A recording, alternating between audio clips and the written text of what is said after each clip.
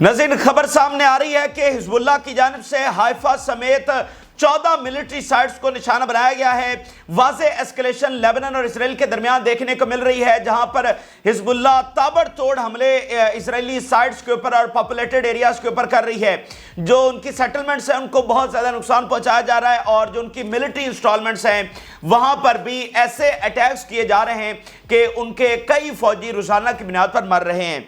इसी दरमियान नाज़रीन, साइबर अटैक ईरान की जानिब से इसराइल पर हुआ है और यह अपनी नौयत का सबसे मुनफरिद साइबर अटैक है। ये उनके पार्लियामेंट की जो वेबसाइट है उसके ऊपर किया गया है, उसको हैक किया गया है और एक खास मैसेज जो है वो तमाम पार्लियामेंट के जो मेंबरान हैं उनको भेजा गया है, वो आपको बताएंगे।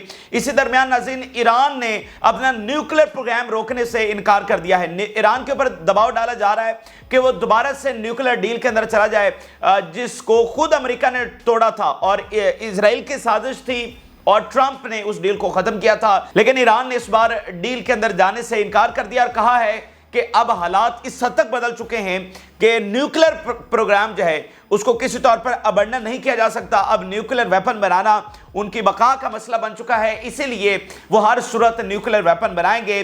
अमेरिका के हवाले से खबरें ये सामने आ रही हैं कि अमेरिका को दो फ्रंट्स के ऊपर, दो बड़ी वॉर्स के अंदर असलहा सप्लाई करने में बहुत ज़्यादा मुश्किल पेश आ रही है, यानी एक तरफ यूक्रेन और दूसरी तरफ मिडल ईस्ट। बताया जा रहा है कि उनकी जो असलहा सप्लाई है वो उसकी जो एफिशिएंसी है वो बहुत कम हो गई है, उनका मिलिट्री आर्सेनल बहुत तेजी के साथ जो है वो कम पड़ता चला जा रहा है।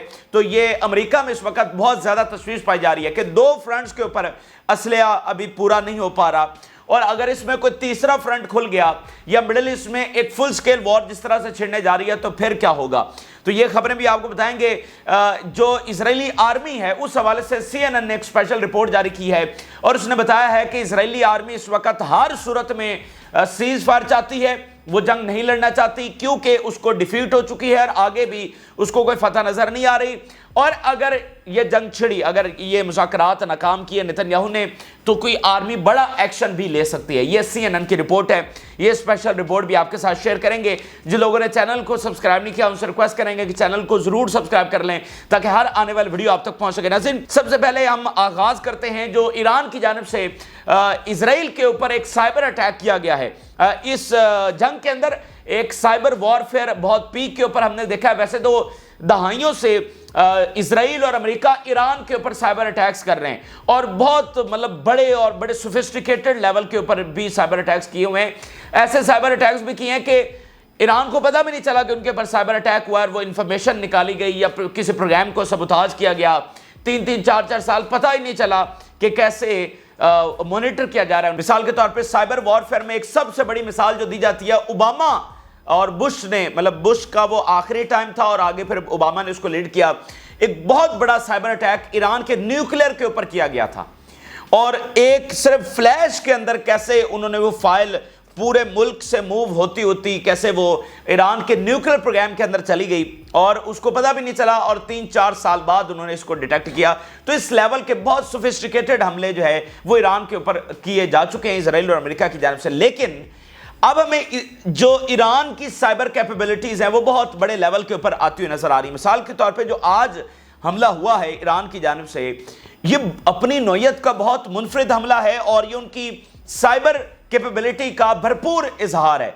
ये एक नई ताकत का मुजाहरा है। नाज़रीन, जो उनका पार्लियामेंट है जिसका नाम है कनीसेट, इसकी वेबसाइट को हैक किया गया है और इसके साथ अगला काम उन्होंने ये किया है कि पार्लियामेंट के जितने मेंबरान हैं सबको फोन्स के ऊपर एक मैसेज फॉरवर्ड हुआ है।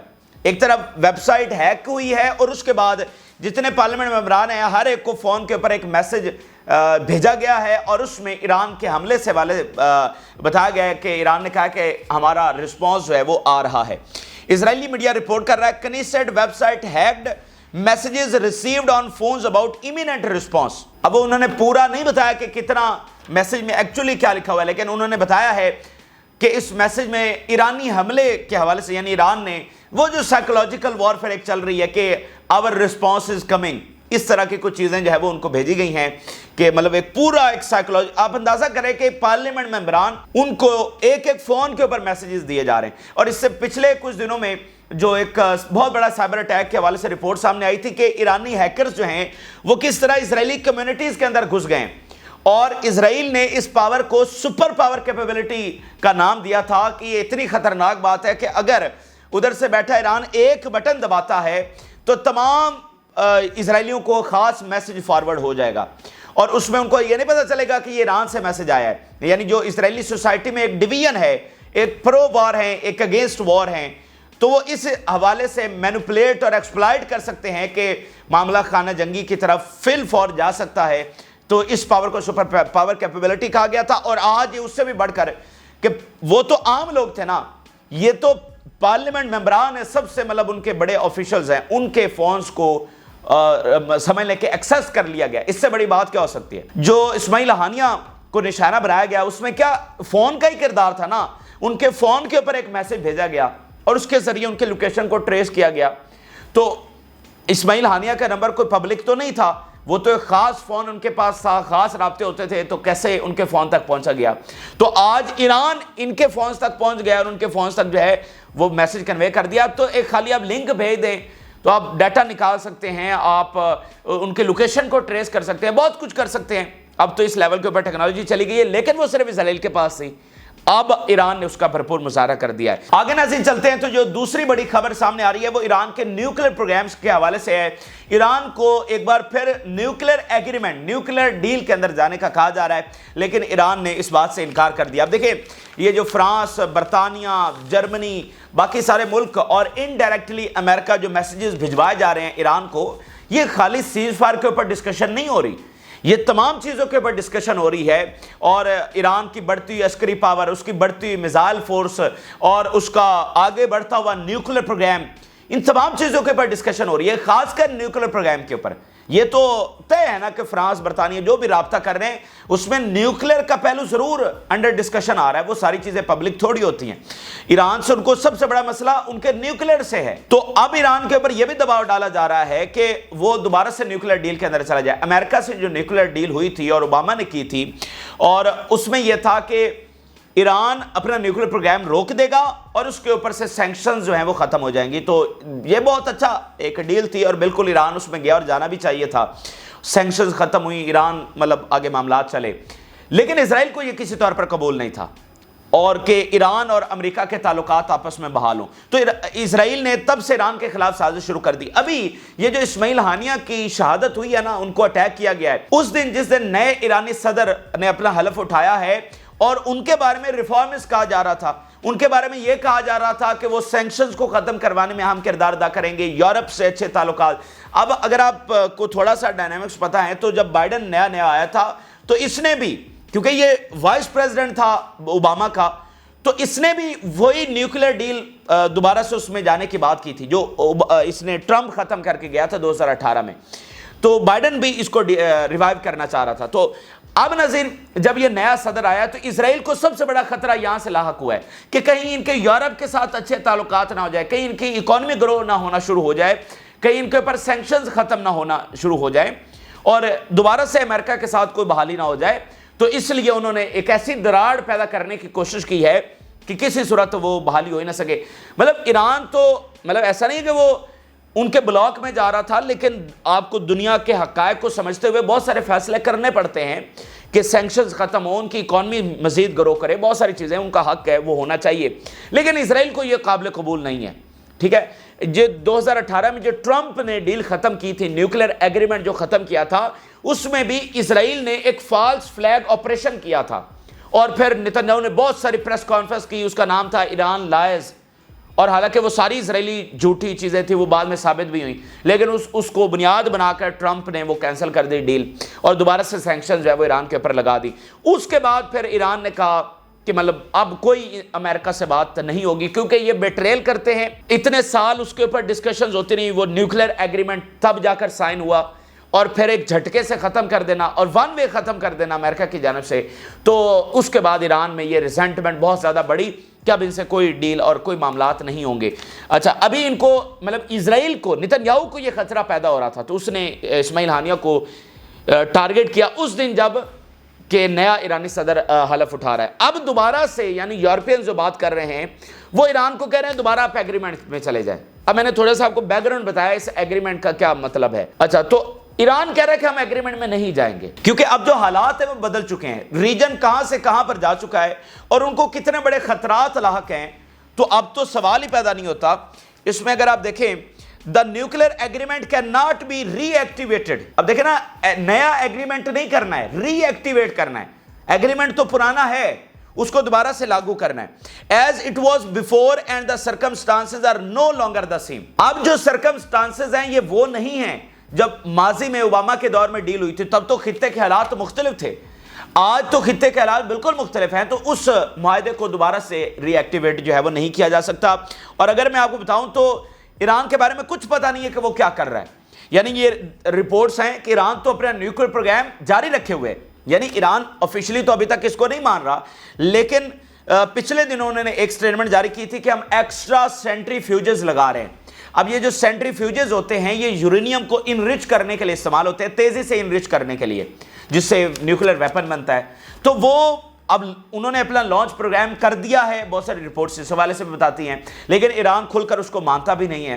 ठीक है, तो बहुत कुछ चीज़ें पसे पर्दा इस वक्त हो रही हैं, लेकिन ऑन रिकॉर्ड बात जो ईरान की जानिब से सामने आ रही है कि वो अपना न्यूक्लियर प्रोग्राम अब रोकने के लिए तैयार नहीं है। यानी अगर वो मुआहदे में नहीं जा रहा तो उसका क्या मतलब है कि वो कह रहा है कि हम अपना न्यूक्लियर बम बनाएंगे, इसलिए मुआहदे में नहीं ना जा रहा। अगर मुआहदे में जाएगा तो उसके मुताबिक ये प्रोग्राम उसको रोकना पड़ेगा, लेकिन वो कह रहे हैं कि हम मुआहदे में नहीं जा रहे, इसका मतलब कि वो रोकने के लिए तैयार नहीं है, और इसका ये भी मतलब है कि वो जारी रखे हुए हैं। अच्छा, आगे नज़ीर चलते हैं तो हिजबुल्लाह के हवाले से जो ताज़ा तरीन खबरें सामने आ रही है, बहुत मैसिव लेवल के अटैक्स। अब आपको पता है कि पिछले 4-5 दिनों से ये सिलसिला शुरू है, तो पूरी पावर और पूरी शिद्दत के साथ, पूरी इंटेंसिटी के साथ ये हमले हो रहे हैं, और हाइफा को नज़र निशाना बनाया गया है, और 14 अदर इसके अलावा जो मिलिट्री साइट्स हैं उनको अटैक किया गया है। मैं तफसीलात आपके सामने रखता हूं, बहुत मैसिव लेवल के ये हमले हैं। Loud explosions in the sky of the occupied town of Tamara in the Western Galilee and the towns of east of the city of Haifa। Haifa में और वेस्टर्न गलीली में वहां पर जोरदार लाउड एक्सप्लोजन्स जो हैं, जोरदार धमाके सुने गए हैं। Iron Dome attempts to intercept the aerial target over the town of Tamra east of Haifa. अब आयरन डोम ने हाइफा में भी ये एरियल टारगेट जो हिजबुल्लाह की जानिब से भेजे गए हैं उसको इंटरसेप्ट करने की कोशिश की है, लेकिन वो इंटरसेप्ट नहीं हो सके हैं और आगे जाकर टकराए हैं और वहां पर जोरदार धमाके सुने गए हैं। तो बात नहारिया से निकलते निकलते अब हाइफा तक पहुंच गई है। हाइफा आपको बताया कि मुसलसल वहां से इवैक्यूएशन हो रही है, वहां पर पेट्रोकेमिकल्स का मसला है, इसलिए वहां पर लाखों जो इजरायली हैं वो मुसलसल इवैक्यूएट होते चले जा रहे हैं। लेकिन मसला यह है कि वो जाएं कहां पर, ये प्रॉब्लम है। नॉर्थ से भी तो सारे इधर ही आ रहे हैं, तो ये सेंटर वाले अब किधर जाएं। अब जरा अगली खबर देखिए, Hezbollah rockets pound Kiryat Shmona 14 other attack target sites. Al Mayadeen report कर रहा है कि क्रियात शमूना के ऊपर बहुत बड़ा हमला हुआ है और 14 दीगर जो मिलिट्री साइट्स हैं, उनके हेडक्वार्टर्स हैं, उनको नजर निशाना बनाया गया है। तो ये बहुत एस्केलेशन हमें नजर आ रही है, घमसान की लड़ाई आप इसको कह सकते हैं जिस वक्त हो रही है। पूरी मतलब एक शिद्दत, धमाके, कोई इधर से इंटरसेप्टर आ रहा है, कोई इधर से आयरन डोम, कोई उधर से आर्टिलरी, रॉकेट्स, मिसाइल, ड्रोन्स, आग लगी हुई है, फायर फाइटिंग टीम, सायरन्स और अस्पतालों के अंदर इमरजेंसी, एक पूरा मतलब एक घमसान की लड़ाई इस वक्त जो है वो जारी है। Israeli media direct hits in Kiryat Shmona and a military base with a number of projectiles. एक मिलिट्री बेस को बहुत ज्यादा रॉकेट्स के साथ और ड्रोन्स के साथ, नंबर ऑफ प्रोजेक्टाइल्स के साथ जो है वो निशाना बनाया गया है।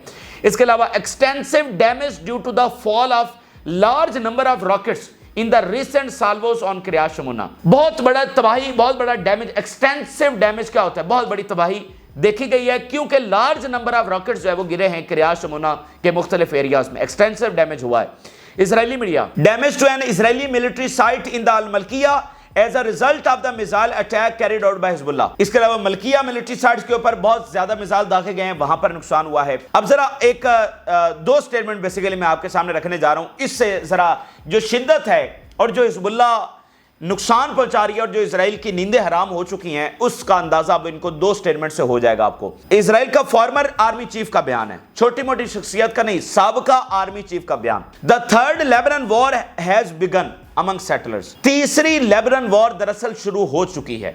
ये खास फेज है थर्ड लेबनान वॉर का और फिल फॉर आगे ये एस्केलेट हो जाएगी। लेकिन अगर आप ये सोच रहे हैं कि अभी जंग शुरू होनी है तो आपको पता ही नहीं है। फिर साबका इजरायली आर्मी चीफ के मुताबिक थर्ड लेबनान वॉर जो है वो शुरू हो चुकी है। अब हम उसके खास फेज के अंदर हैं। ऐसा नहीं है कि कोई वाकया होगा और फिर हम लेबनान वॉर के अंदर चले जाएंगे। बेसिकली वो शुरू हो चुकी है। And there are hundreds of thousands who have no place to return to. यहां पर लाखों ऐसे सेटलर्स हैं जिनको कोई जगह नहीं है और उनको समझ नहीं आ रही कि वो कहां पर रहें, और उनके वापस लौटने के भी कोई चांसेस नजर नहीं आ रहे। थर्ड लेबनान वॉर शुरू हो चुकी है और लाखों ऐसे इजरायली सेटलर्स हैं जिनके रहने के लिए कोई जगह नहीं है और उनके पास कोई फ्यूचर और कोई ऐसा चांस नहीं है कि वो वापस उसी नॉर्थ में अपने घरों में लौट सकेंगे। तो ये इस वक्त इजराइल की हालत है। इसके अलावा देखिए, we are standing on the edge of the abyss and at any moment a low intensity regional war could turn into a high intensity regional war for which we are not prepared। हम एक ऐसी सूरत हाल के अंदर हैं कि जिसमें लो intensity regional war छिड़ चुकी है। आप जरा अंदाजा करिए, एक आर्मी चीफ जब डायनामिक्स बता रहा है तो इससे बेहतर तो कोई सूरत हाल को बता नहीं सकता। वो कह रहा है कि लो इंटेंसिटी रीजनल वॉर शुरू हो चुकी है और किसी भी वक्त यहां से हाई इंटेंसिटी रीजनल वॉर जो इसमें तब्दील हो जाएगी सूरत हाल। एक खास लेवल के ऊपर थर्ड लेबनान वॉर भी शुरू हो चुकी है और उससे बढ़कर एक इलाकाई जंग शुरू हो चुकी है, लेकिन उसका स्केल थोड़ा कम है। तो देखते ही देखते ये जो है वो हाई इंटेंसिटी में भी तब्दील हो जाएगा। अब जरा इजरायली मीडिया जो है वो हिजबुल्लाह की पावर के हवाले से दो तफसीलात देखिए। द हिजबुल्लाह बैलिस्टिक मिसाइल फतह 110 can reach the port of इलात। Hezbollah सिर्फ हाइफा और तिल अवीव तक नहीं पहुंच सकती, बल्कि हिजबुल्लाह के पास ऐसे मिसाइल हैं जो इलात यानी जो आखिरी कोना है ऑक्युपाइड टेरिटरीज का, वहां पर भी हिट करने की सलाहियत रखते हैं। और ये फतेह 110 मिसाइल है हिजबुल्लाह का, उनके पास बेसिकली बहुत सारे हैं और ये बैलिस्टिक मिसाइल है फतेह 110, और इसके अलावा भी उनके पास बहुत सारे हैं। लेकिन वो एक ही एग्जाम्पल देते हुए बता रहे हैं कि ये आराम से इलात तक पहुंच सकते हैं। तो हम किस जंग को लड़ने जा रहे हैं, यानी गजा में इबरतनाक शिकस्त, और उसके बाद हम उस हिजबुल्लाह से लड़ने जा रहे हैं जिसके मिसाइल इलात तक पहुंचने की सलाहियत रखते हैं। Hezbollah missiles are accurate, equipped with course correction systems and have great destructive powers। और ये मिसाइल बस ऐसे नहीं है, बल्कि ये हाईली प्रिसाइज हैं और हाईली ये एक्यूरेट हैं, बिल्कुल ऐसे ही जैसे F-35 उड़ता है और वो बहुत प्रिसाइजली किसी भी एरिया को जाकर टारगेट कर सकता है। यानी जैसे उन्होंने ये अभी निशाना बनाया फवाद शुक्र को, एक बिल्डिंग में, सिर्फ बेरूत के अंदर एक बिल्डिंग को निशाना बनाया गया। तो इसी तरह हिजबुल्लाह के पास ये सलाहियत है कि उनके मिसाइल इतने ज्यादा एक्यूरेट हैं कि वो किसी भी एक एरिया को प्रिसाइजली जाकर हिट कर सकते हैं, और जो उनमें डिस्ट्रक्शन पावर है वो बहुत ज्यादा है। ठीक है, एक तो ट्रैवल लंबा कर सकते हैं, लॉन्ग रेंज के अंदर हैं, प्रिसाइज हैं और डिस्ट्रक्शन पावर बहुत ज्यादा है। बिल्कुल ऐसे ही जैसे एयरफोर्स, यानी ये इजरायली एयरफोर्स का मुकाबला है। ये इजरायली मीडिया अपनी जुबानी रिपोर्ट कर रहा है। बल्कि इलात से जो आज खबर सामने आ रही है वो जरा देखिए, इलात पोर्ट हेडिंग टुवर्ड्स बैंकरप्टेंसी। ये इजरायली मीडिया रिपोर्ट कर रहा है कि इलात की हालत ये है कि वो तकरीबन दिवालिया हो चुकी है और मुकम्मल दिवालिया होने जा रही है। वैसे तो कोई जहाज वहां पर नहीं आ रहा और तमाम चीजें वहां पर शट डाउन हो चुकी हैं, वीरान और बियाबान हो चुकी है, लेकिन बहरहाल वहां पर अब इतना बड़ा इंफ्रास्ट्रक्चर आप देखेंगे, दुनिया भर से टूरिज्म इलात और उससे सारे जुड़े इलाकों में आता है। बड़े वो ब्यूटीफुल एरियाज हैं, पूरा फलस्तीन ही बहुत खूबसूरत है। तो यहाँ पर रेस्टोरेंट्स, यहाँ पर बीचेस और यहाँ पर एक इंडस्ट्री और मतलब बहुत बड़े इंफ्रास्ट्रक्चर है। अब वो सारे का सारा शट डाउन हो गया क्योंकि इनका जो सारा कनेक्शन है वो तो रेड सी के साथ है ना, तो वो तो सारा शट डाउन है। अब वो कहाँ बहरा रूम से आए इलाज तक पहुंचे, वो तो पूरे का पूरा वहां का जो इंफ्रास्ट्रक्चर था, फैक्ट्रीज थी, टूरिज्म था, रेस्टोरेंट्स थे, वो पूरे का पूरा एक निजाम जो है वो कोलैप्स कर गया है और ऑलमोस्ट जो है वो बैंकरप्ट हो चुका है, दिवालिया हो चुका है। अच्छा, इसी दरमियान एक बड़ी इंटरेस्टिंग खबर जो है वो वॉल स्ट्रीट जर्नल रिपोर्ट कर रहा है, और वॉल स्ट्रीट जर्नल ये रिपोर्ट कर रहा है कि अमेरिका के मुताबिक उनके पास असलहा कम पड़ गया है। दो बड़े फ्रंट्स इस वक्त खुले हुए हैं दुनिया में, दोनों को अमेरिका सपोर्ट कर रहा है, लेकिन अब मसला ये पैदा हो गया कि सप्लाई उनसे पूरी नहीं हो रही। वॉल स्ट्रीट जर्नल की रिपोर्ट हम आपके सामने रख रहे हैं on the former vice chief of the staff of the US army. और वॉल स्ट्रीट जर्नल जो है वो एक former US chief of staff का बयान कोट कर रहा है। We are already engaged in 2 wars and are now struggling to continue providing ammunition and equipment to our allies। हम 2 फ्रंट्स के ऊपर बहुत बड़ी जंगें लड़ रहे हैं, एक यूक्रेन की और एक जो है वो यहाँ मिडिल ईस्ट में खुली हुई है। इसके अलावा भी तो देखिए उनका असलहा ताइवान को भी जाता है और बहुत सारे कॉन्फ्लिक्ट छिड़े हुए हैं, वहां पर भी तो जाता है। लेकिन जो 2 मेजर वॉर्स हैं जो इस वक्त छिड़ी हुई हैं, तो उनके मुताबिक अब वो स्ट्रगल कर रहे हैं, struggle to continue providing ammunition. ये कितनी बड़ी बात है। अमेरिका कह रहा है कि वो स्ट्रगल कर रहा है किस चीज में, अपने असलहे की सप्लाई में। اب ان کے پاس وہ آرسنل نہیں ہے, وہ بہت زیادہ مطلب کم پڑ گیا ہے. اب آپ دیکھیں کہ وہ کب سے یوکرین کو اسلحہ دے رہے ہیں اور hundreds of billions of dollars کا اسلحہ وہ دے چکے ہیں. اب ادھر مڈل ایسٹ میں کتنا بڑا اسلحہ انہوں نے بھیجا ہے اسرائیل کو, تو یہ مطلب بہت بڑی خبر ہے. اس کو وال اسٹریٹ جرنل اور الجزیرہ رپورٹ کر رہے ہیں, اور ایک ہنگامہ اس وقت یو ایس میں سوالات اٹھ رہے ہیں کہ اگر اس میں چائنا نے تائیوان کے اوپر حملہ کر دیا تو پھر آپ کیا کریں گے. اور یہ جو بڑی مڈل ایسٹ میں آپ جنگ چھیڑنے جا رہے ہیں, ادھر سے آپ کا اسلحہ ختم ہو رہا ہے, ادھر سے آپ بڑی جنگ چھیڑنے جا رہے ہیں, تو یہ کون سی پالیسی ہے جو آپ لے کر چل رہے ہیں؟ یہ کون سی لاجکس ہیں جس کے تحت آپ جنگوں کو بڑھاتے چلے جا رہے ہیں؟ آپ کا پیچھے آرسنل ختم ہو رہا ہے, اور ادھر اگر چائنا نے کوئی محاذ کھول دیا یا کوئی اور الگ سے محاذ کھل گیا, نارتھ کوریا نے کوئی محاذ کھول دیا, تو پھر کیا ہوگا؟ ٹھیک ہے, تو یہ بہت بڑی خبر ہے. اسی درمیان ناظرین سی این این نے بڑی زبردست ایک رپورٹ شائع کی ہے, اور سی این این نے اسرائیلی جو آرمی ہے اس حوالے سے بتایا ہے کہ وہ سیز فائر چاہتی ہے. پہلے میں خبر آپ کے سامنے رکھ دیتا ہوں.